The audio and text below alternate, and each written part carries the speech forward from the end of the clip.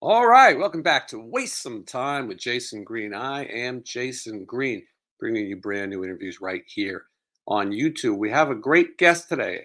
Anyone who watches this show knows I'm a fan of the Karate Kid series, a fan of the Cobra Kai series. We've had a few of the actors on and trying to get this one going for a little while. And I'm happy to say that Ron Thomas is here, Bobby Brown, or Pastor Bobby Brown, if you're younger and grew up on Cobra Kai. He has a brand new book. Ron is an actor, he's a martial artist, and he's also a motivational speaker. And these books have become quite popular. It's a sort of a new life for Ron. The book that's available right now is called The Hidden Life Lessons of Mr. Miyagi, an unbeatable guide to happiness, success, and mastery beyond the dojo.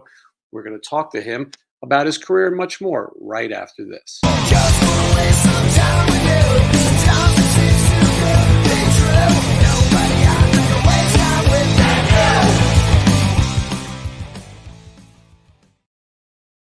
All right, please welcome Ron Thomas. Hey, Jason, how are you? Good, it's good to see you. It's been a little while. Last time I saw you was the Hollywood show. Yeah. Um, I was there with Joe Esposito. You're the best around, and it was great to see so many people together. Unfortunately, it would be the last time Rob Garrison would appear. Yeah. But it's kind of nice how you've kept in touch with your castmates. You guys have kept going.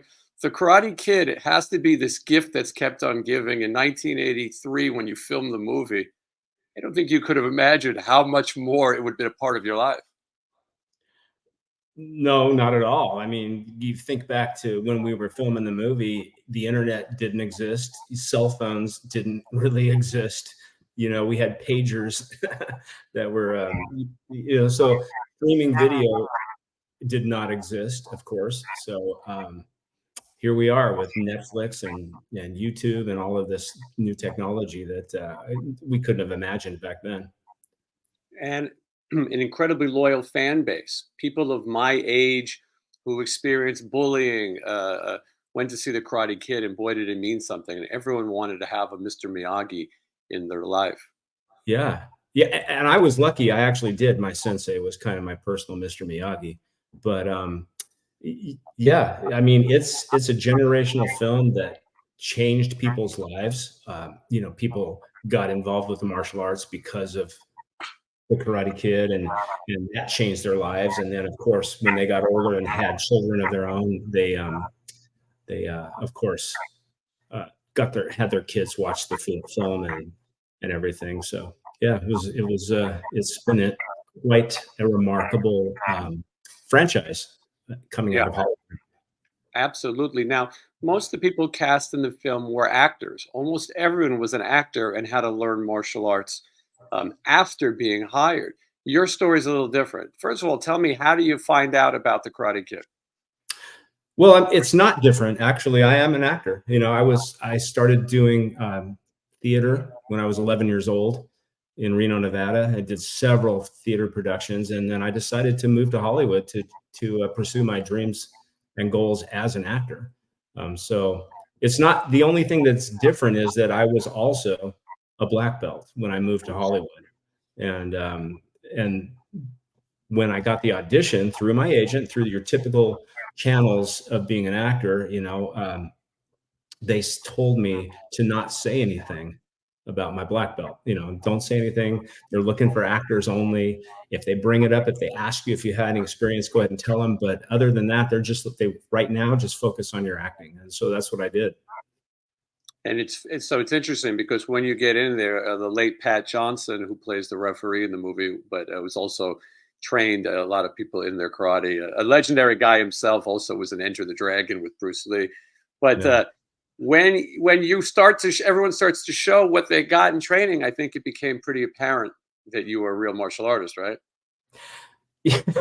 Yeah, I'll tell a story. I usually tell the story about, when an experienced martial artist like Pat Johnson, when you're watching other people move and do their martial arts moves, you can tell.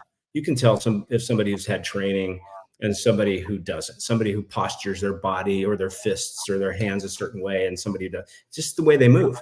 And so it wasn't very long into training when Pat Johnson came up to me and he said, you know some stuff, don't you? You've had training before. And that's when I kind of spilled the beans. But I remember one time Pat used to like to spar with us, and we'd be padded up and everything. And I remember, I'm not bragging on myself here, but I'm just gonna say something that happened during rehearsals when Pat was sparring with me, and he came at me with a punch, and I stepped to the side and turned around, kicked him right in the chest, and I kind of surprised him. Maybe surprised myself a little bit too. It's Pat Johnson, right? But yeah. We're looking at a photo on the screen right now from the big finale, but Pat Johnson right there in the middle. Yeah. This is a famous scene. One of the interesting things I was thinking when we were talking about there's no internet back then, after the movie comes out and there's success, it's not like you can go on the internet and say, "Hey, I wonder what happened to that guy." It's more of word of mouth. Now, with a Google search, people can say, where is this handsome bully here seen on the soccer field?" But it's now very known where everyone is, and everyone loves their trivia. Everyone, including myself, has visited the locations from the Karate Kid. How many people have been to the Seven Seas apartment?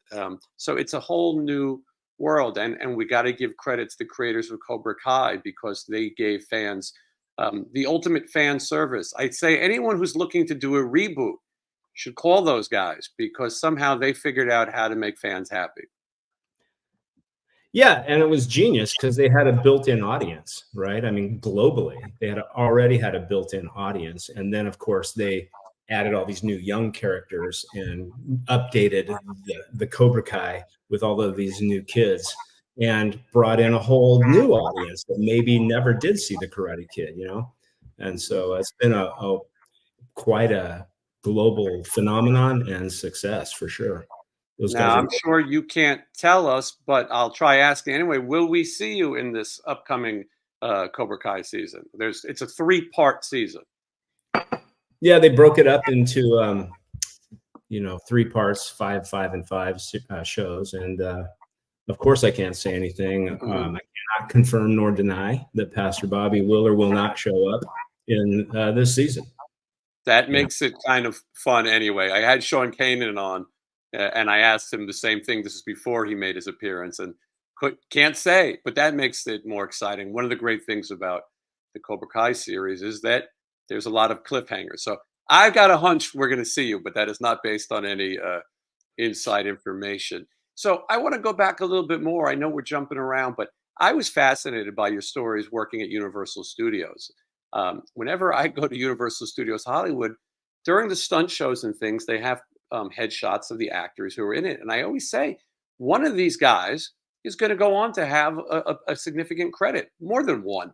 These are actors who are working hard, who also know stunts. So for the longest time, I was fascinated that you appeared in the Conan the Barbarian stunt show at Universal Studios Hollywood. Now, you also did the Miami Vice show too, right? Sure did. Yeah, back when I had long hair, yeah, I played the role of Sonny Crockett in the Miami Vice show. That show was strictly a stunt, extravaganza, and those guys are now still working stuntmen in Hollywood and doubled some of the most famous stars you'll ever can think about, Tom Cruise, and so these guys were very professional and very good. But Conan was a different thing because it was stunts and fighting, but also acting, and a lot of those actors, including Mark Dacascos, who from John Wick, he very talented martial artist and actor. He played the same role I did because we had to have more than one cast, right? I played young Conan, and I came down the rope and had a whole scene with the wizard. And then at some point in the show, I pulled the sword of Crom out of the ice, and this steam goes up around me, and then there's an elevator switch. So I'm up here, and then I go down, and big Conan, the barbarian, the bodybuilder, comes out with half naked, flexing his muscle right center stage, right in front of the audience. And it was, those kinds of stage special effects were at the time cutting edge. and it was a fun show to do. But then I go backstage and change into rip my shirt off and change into another character called Balash the Kushite, and I come back on and fight Conan as a warrior. One of the Now, guys. So, yeah, I played two roles. think we have a photo now. Right here is a photo of you kicking, and the actor is James Jude Courtney, who Right. played Michael Myers in the last 3 Halloween movies. And so, as I said, some of these guys are going to go on to do stuff that will be remembered. So, Yeah. tell me Yeah. about this scene that we're seeing in this picture. This is just a photo shoot for me. And it was Okay. just James doing a favor for me, playing, giving me a target to kick at. It was just a personal photo shoot. Yeah. There was no knives, in the show or anything like that. But that is James who did the last 3 episodes of, Halloween. Halloween. Yeah. Yeah. How funny. But so now the thing that I kept wondering when I read about this is what came first, Universal Studios or the Karate Kid? I was rehearsing and actively engaged in putting on the show at Universal Studios. It came first, and then I had the producer of the show come up to me and he said, and he was at the time he was Eric Stoltz's manager and a couple other famous actors. He was also managing them out of Santa Barbara. But he came up to me and said, "Look, there's a show called The Karate Kid, and you'd be perfect for it. They're looking for blonde California type looks." And I go, "Okay, I'll check with my manager." And my manager, before I even had a chance to call him, had called me and said, "You have an audition this week for a new movie called The Karate Kid." So yeah, at the time it was a buzz around Hollywood for sure. Yeah, people and John Avildsen, an Academy Award winner for Rocky and incredible. So there's obviously a buzz on this project. Did you go back to the Conan show after Karate Kid? Yeah, because we had understudies, and I'd given up my job, but people leave, they come, they go. You need, they get a project. You need, you know, uh, an understudy to come in and take your place, whether that's for a day or a week or 3 or 4 months. In the case of the Karate Kid, but at some point, yeah, I did get to go back and do the Conan show for almost a decade, actually. Wow. Yeah. Yeah, yeah. Were people starting to recognize you? I have to think they were. Um, yeah, not in my Conan with a wig on and, not in that gig, but, just walking around, I remember my first experience of, wow, people are recognizing me was, well, actually, it was at the premiere of The Karate Kid down in Westwood, and I was sitting right next to John Avildsen the whole movie, and Billy Zabka and all of us were there, and the crowd went crazy. At the end of the movie, we saw a guy down the front row jump up on his seat when Ralph kicks Billy in the face, and John Avildsen leans over to me and he goes, "We got a hit." And I don't know, I thought he knew it beforehand, but I think it was the audience's sort of verification of, acceptance of the Karate Kid. And then when we walked out of the theater, we all kind of got mobbed.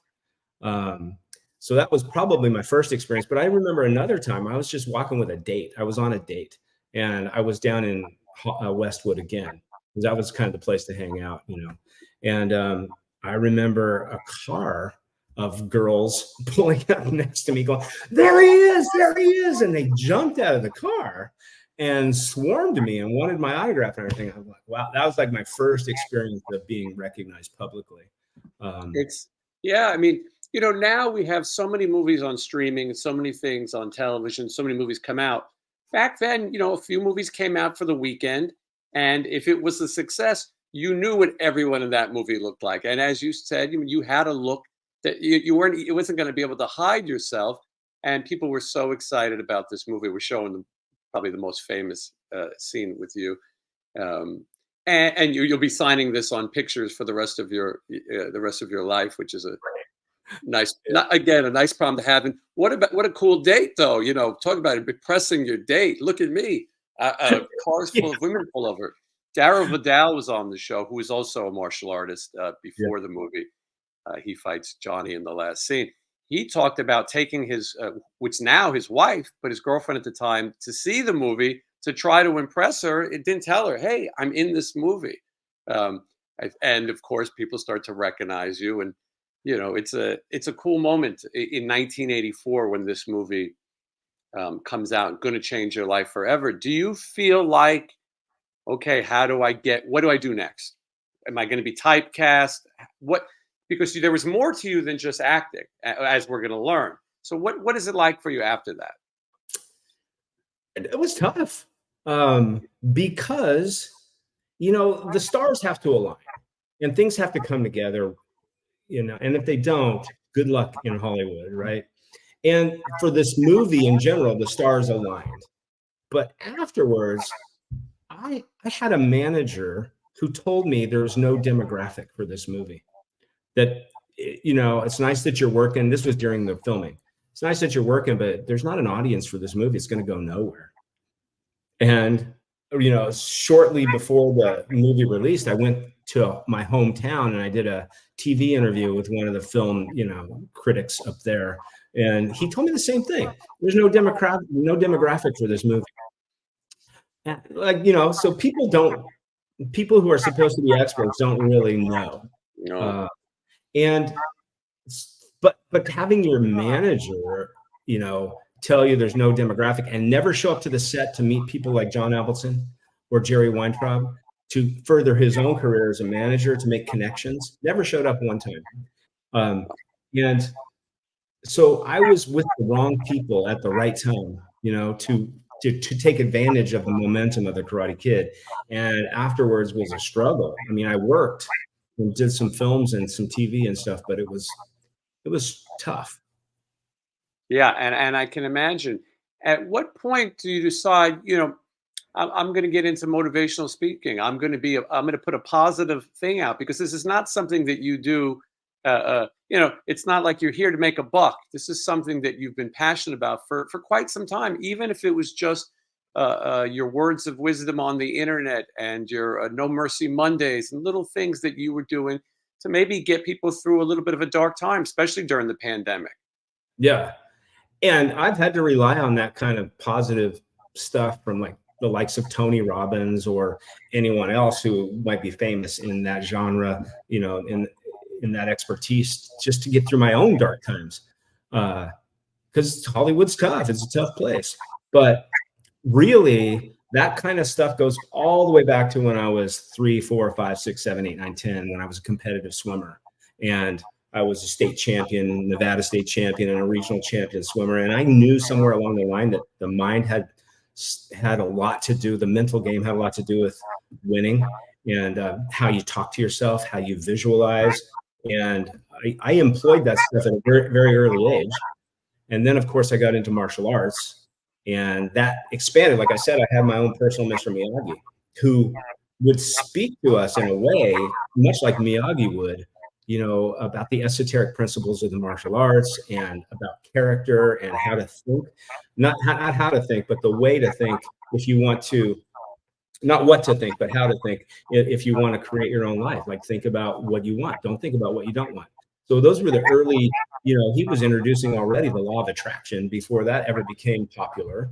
And so that expanded. And then later on, after I had my own martial arts schools, and I was, a trainer for the United States Sports Jiu-Jitsu team, and I was helping them with their mindset, how to win, and my entire athletic background and all of that. At some point, I said, you know what? I found out that Tiger Woods used hypnosis, sports hypnosis, and personal and guided imagery and that kind of thing his whole career. And so I went and got certified as a hypnotherapist. And then I got certified as a master practitioner of neuro-linguistic programming, which is Tony Robbins' entire background, right? And these things sort of culminated into me wanting to take what's happening in the dojo, what was happening with my own students, and what happened to me was life-changing in a sense. But I knew that there was a lot of people out there in the world that didn't want to go into a dojo. They didn't want to spar. They like their nose right where it is in the center of their face, and they're not into fighting or self-defense, but they're definitely into the life skills and the esoteric principles that people need to hear that can change their lives or change the course of their lives or their mindset or how they think about life, and that's what really sparked me. I'm going to take my sensei stuff and my neurolinguistic programming stuff and my athletic background mindset stuff, and I'm going to take it out into the world, and I'm going to write a book or 2 or 3, and I'm going to stand on the stage, and if I can change one life, then I've done my job. So, and you've worked with a lot of successful people, athletes, actors. This is something that has been your life. Now you're a family man as well, and you still work, but the motivational speaking and being an author has taken a lot of your time. Now I want to show the book. This is available right now. We're going to have links in the description, so anyone who wants to get a copy, you can buy it. It's all over. But you can also buy it at senseironthomas.com, and there you can get signed copies. And then if you're a collector like myself, you can also get some signed pictures from the Karate Kid.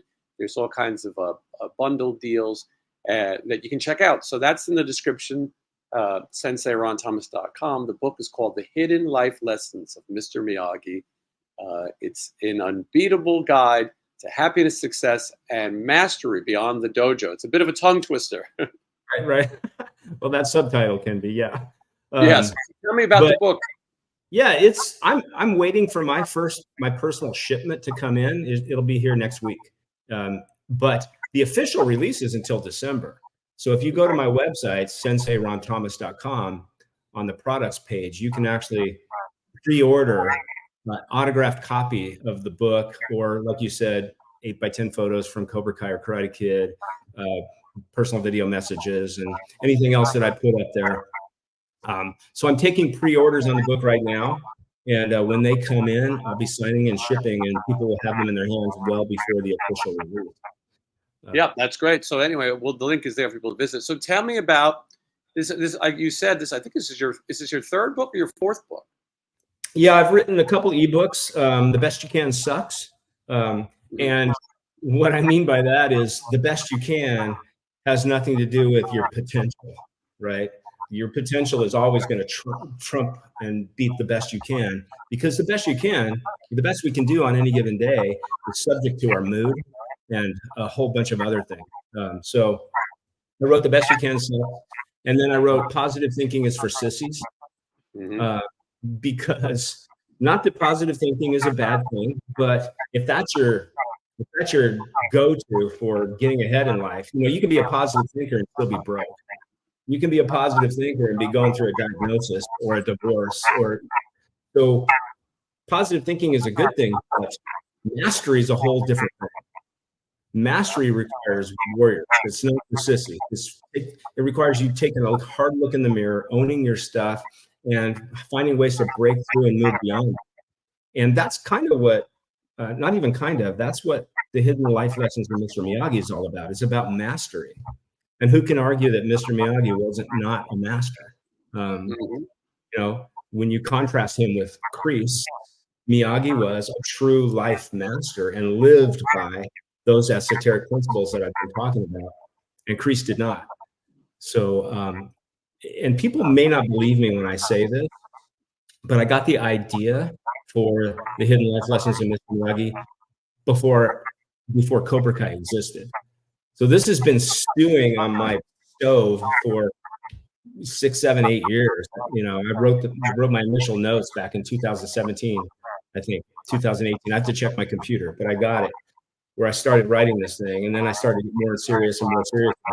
It's a real challenge, because how do you take the on-screen teachings of Mr. Miyagi that he was teaching Daniel, which mostly related to karate, but also life, and dig deeper?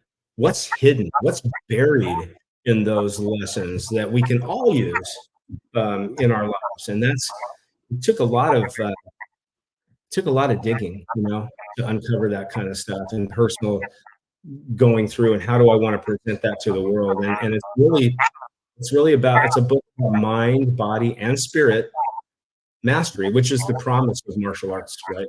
Full development of the total person, mind, body, and spirit. So. Yeah, I like what you said earlier, and I read it in some articles about you as well. Is that how do you get people to take martial arts? And how do you get people to stay focused on it? Because a lot of people take it and for the wrong reasons, or they're just not interested.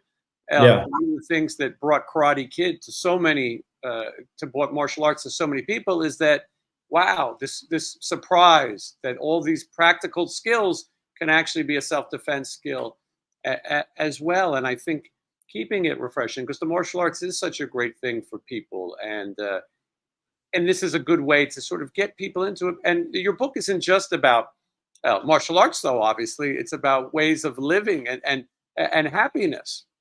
Yeah. Yeah, it's really not much about martial arts at all. Mhm. It's about these hidden life lessons that we can all employ, and each chapter is a kind of a standalone life lesson that people can use.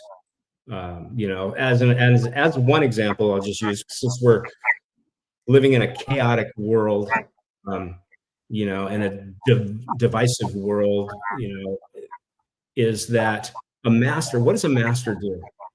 A master trains their eye to look for value, and to look, because spiritually speaking, everything has value. We all have value. Everything on this earth has value, or it wouldn't be here, right? So the master trains his eye to look for value, even when it's hard to find, even in the criminal, you know. So if you train your eye to look for value, also related to that is the idea of respect. And I say in the book that respect has the power to heal the world, which is a pretty bold statement. But if you think about it, what would happen if we don't have to agree? We don't even have to like somebody. But what if we just started with a baseline of, I don't have to like you, I don't have to agree with you, but I can respect you until you earn my disrespect. Mhm. Because it's not respect that has to be earned. We're all equal. We're all here for a reason. We all have a purpose. But you can earn somebody's disrespect. You don't have to earn my respect. I respect you. But when, through your actions, through your words, through your behaviors, you can earn my disrespect. Mhm. But I can, even then, I can see the value in somebody. And that's that's mastery, right? And that's difficult. It's difficult to respect somebody you just do not like at all. Yeah, for Yeah. sure. Yeah. And it's Uh, difficult to see their value, but it's there. It's there, So that's one of the life lessons that I kind of dig into. Miyagi respected. He respected the bonsai tree, right? He respected the details of it. He respected the names of it. I talk about that a little bit in the book. Names matter, and if you don't call me by my correct name, it matters, especially if you've been corrected once or twice. And I talk about how in the book, it's gotten under my skin always for just a little bit, that when people mistake me for Rob Garrison, right. they see me and they go, "Get him a body bag." It's, Mhm. like, it would be great if I said the line. I didn't say that line. Rob Garrison said that line. So get your cobras straight, people. you Mhm. know, but um, it goes a long way when you're respectful and you're paying attention to detail, and something like the detail of just a simple name, because names do matter, even though I get it, because it's Rob, it's Ron, it's Tommy, it's Bobby. I get how people can get confused. And But people are excited to shout that line. They just want to. They see a cobra. They want to say it. yeah, They should be concentrating on who swept the leg, but people get I was get. I was at a Comic-Con last year, and a guy came up to me and he said to me, "Aren't you dead?"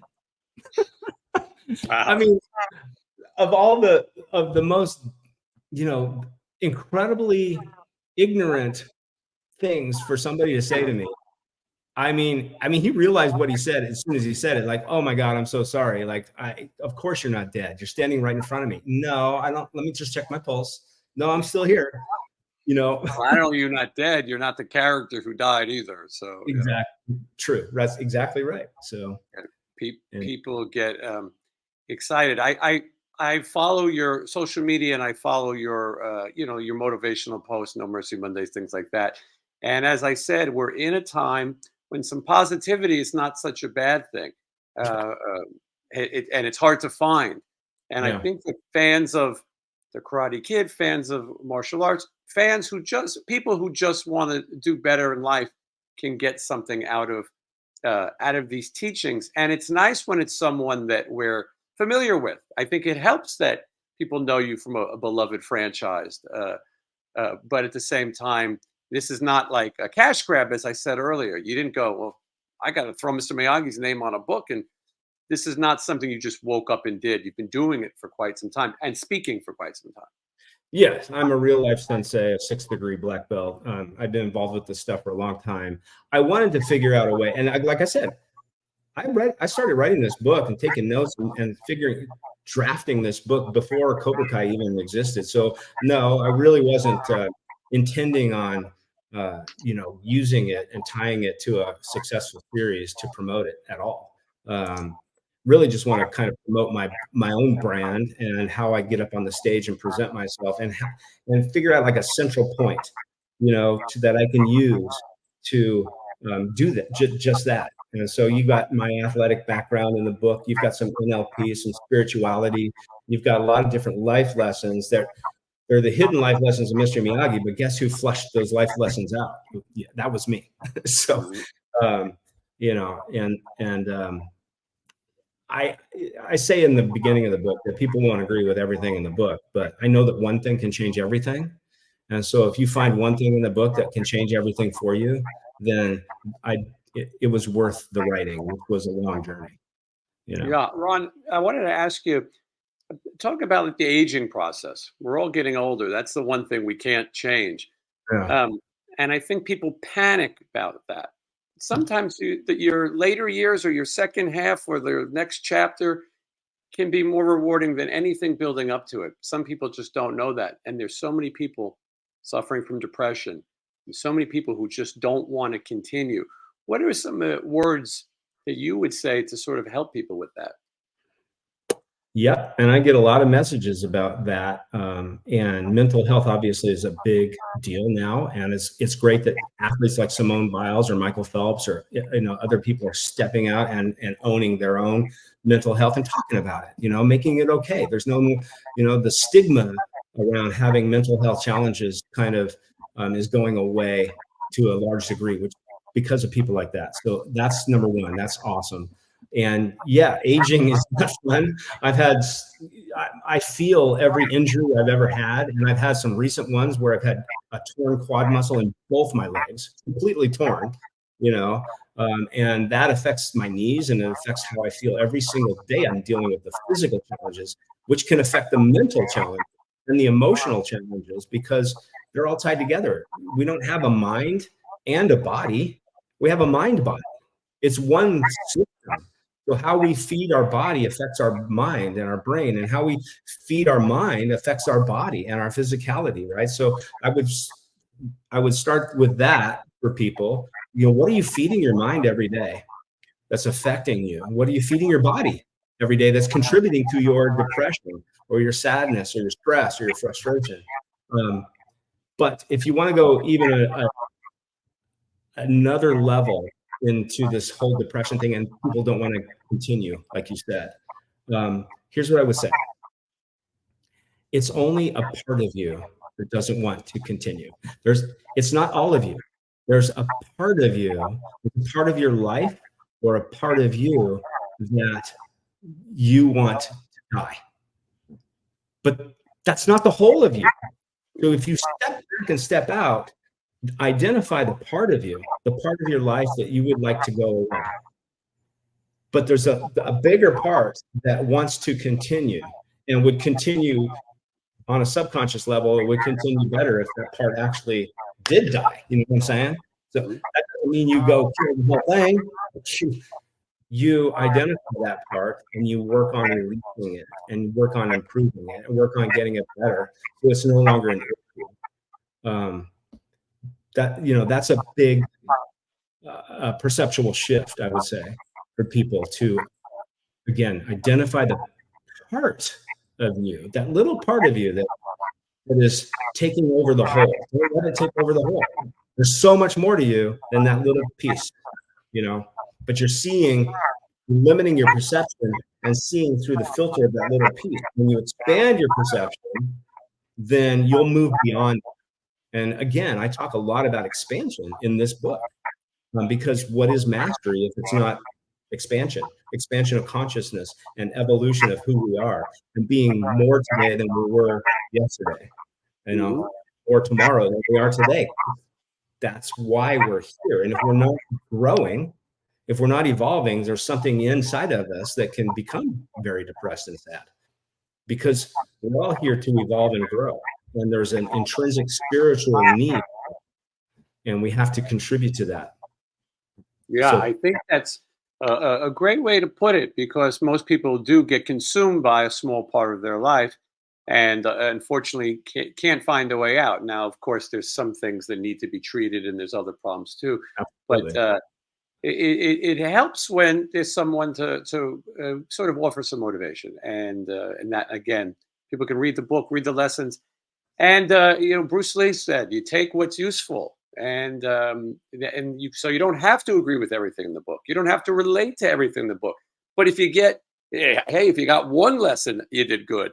But if people can take what's useful, I think then that's a great thing, and it's a great field that you're in. What's next for you, Ron? The book's got to come out. And you got to do a lot of promotion for it. I know that. What Yeah. else do you want to get done? Well, I'm writing a presentation or a talk from the stage that's geared around that book, so I can go out and not just promote the book, but promote, me being on stage and talking to people, whether that's a corporation or an organization or a group of young kids, high school, college, whatever it is, and however that lands. That's next for me. I have, of course, I'm a creative, so I've got ideas about all kinds of different things. A children's book would be one of them that I have an idea for, and I want to take my No Mercy Mondays and turn that into like a book that is kind of a journal. Take one quote a week and journal about it and think about it and incorporate it into your life. So that's kind of where I'm at and kind of where I'm sitting right now. And still Yeah. pushing myself toward the acting too. If anything comes up, I'm definitely open.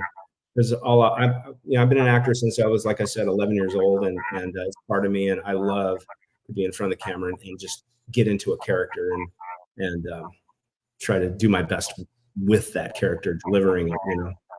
So Yeah, no, for sure. And I saw you just came back from a long European vacation. You were like Clark Griswold. We were going to do the interview, and then you were going out of town. yeah. What was the experience like? Oh, well, it was a lot of fun. Of course, my daughter is 10 years old now, and she was when Queen Elizabeth died. She, for some reason, was interested in Buckingham Palace and the royal family and England and everything. So we got to go there and see the things that she had seen on CNN and go through the chapel, and at Windsor Castle and see exactly where Queen Elizabeth is now buried. And she had seen it on TV, and so that was a cool experience for her. So we actually saw the king get out of the car because he was going to some horse race event that they had over there. And then we cruised over to France. We cruised over to Paris, where the Olympics are coming up, which is she's all about that because she's a phenomenal gymnast. So she's all into Simone Biles and Jordan Childs, and she's also an all-star soccer player and into the San Diego Wave, and all the two players from the San Diego Wave are on the Olympic team, and so that was a cool experience. There was Olympic fever going on. They had the Olympic rings on Yeah. the hour, and then we went to Spain, and she's in a dual language school, so she's learning Spanish, and she got to see how the Spanish people actually that's how they talk. Some of them don't understand any English at all, and she could translate a little bit about what they were saying. So watching my daughter and having her experience some of that stuff was very, very cool. Yeah, it was overall it was a pretty awesome trip. Yeah. At what point does your daughter realize that dad is in this iconic movie? Um, she knows about it, of course. Sometimes she'll brag about it at school, and she'll say something. And my dad, like when she was in second grade, she said to her teacher, "My dad's famous." And the teacher's like, "Yeah, right. All little girls say that about their dad." But then she Googled me, the teacher did, and she found out, oh, and and her husband and her were both fans of Cobra Kai and Karate Kid. So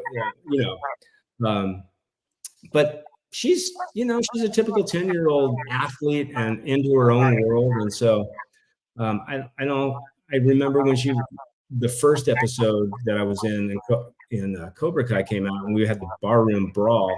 She was 5 years old at the time, and she started crying. She didn't want to watch it because dad was fighting, and so now she understands more, and she knows a lot of the kids from the Comic-Cons, and she knew Uncle Billy and Uncle Marty.